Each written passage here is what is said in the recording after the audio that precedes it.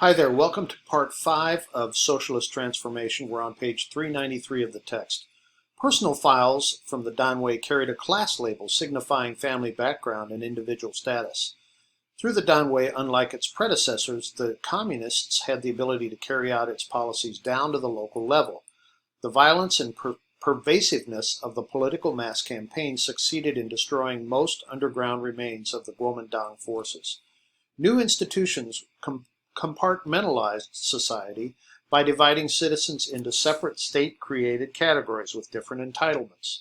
Although some private publishers continued to operate after 1953, no private newspaper remained in business.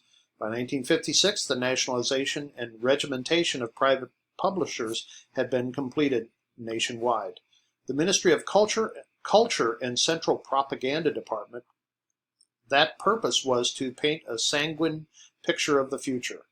Beijing replaced Shanghai as the center of press and publishing in 1955. Authors of the new literature adopted a style, combination of revolutionary romanticism and revolutionary realism. One of the most popular writers was Liang Jingguang, whose pen name was Hao Ran, and I couldn't find a picture of him. Writers and journalists were often attacked by deviating from the party line. Communist cadres believed intellectuals worked only for their own benefit, scheming for power, status, and wealth. People could be changed into new people through thought reform. Young communist activists, often students, were in charge of setting up meetings and procedures. These activists were able to rise to positions of power because of the roles they assumed during the campaign. They were on the front lines of the thought reform of intellectuals. As the educated elite was regimented and absorbed into the state bureaucracy, it lost creative and intellectual freedom. New cultural institutions were created and maintained popular support to compensate for the government's lack of legitimacy. The richness and diversity of the existing cultural fabric vanished.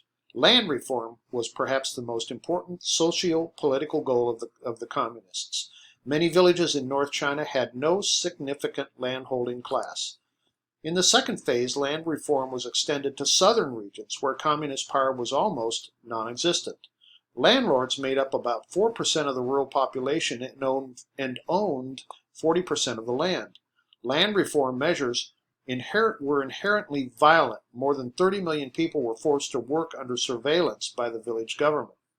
Land reform was completed by the beginning of 1953 without major disruptions to China's vast agricultural economy. Poor peasants didn't have enough capital and labor to make efficient use of newly allotted land. Redistributed land often produced less than it had before. Land reform failed to realize the goal of more egalitarian society in the countryside. Poor peasants became disillusioned and discontented, so new government began to push through its agenda of collectivization. Members of work teams became cadres in villages holding significant power. These cadres were brought in from the outside, from North China, where the regions were first liberated. This disrupted the local networks of merchants, literates, and intermediaries who had long dominated rural society. Northern villages had economic and social structures very different from villages in the south. The government and the communists soon came to the conclusion that the peasants were not as revolutionary as they had assumed. They would have to be changed by thought reform and education movements aimed at thorough changes of everyday culture. Plans were made to bring greater changes to rural society and ready the nation for a great leap forward. And I'm going to stop here, and that's the last video of Socialist Transformation.